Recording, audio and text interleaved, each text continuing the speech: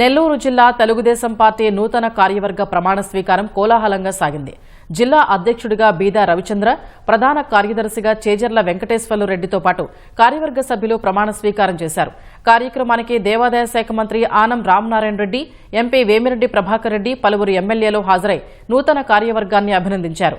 జిల్లాలో విశాలమైన పార్టీ కార్యాలయం నిర్మించాల్సిన అవసరం ఉందని మంత్రి ఆనం అన్నారు.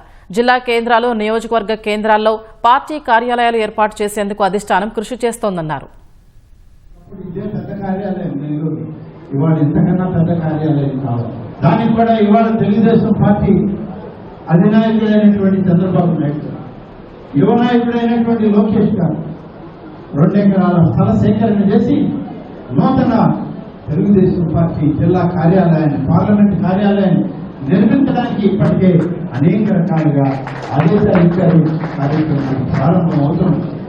మరొక సంవత్సరంన్నర లోపల ఆ కార్యాలయాన్ని పూర్తి చేయాలన్న లక్ష్యం ఉంది. ఒక్క జిల్లా కార్యాలయంలోనే కాదు, ప్రతి నియోజకవర్గంలో ఒక తెలుగుదేశం పార్టీ కార్యాలయం కావాలి. 6 ఎకరాల స్థలం సేకరించాలి. పార్టీ నిర్ణయం ప్రకారం ఏ స్థలమైనా సరే డబ్బు పార్టీ పెడుతుంది. ఆ యొక్క భవనం కూడా పార్టీ నిర్మాణం చేస్తుంది.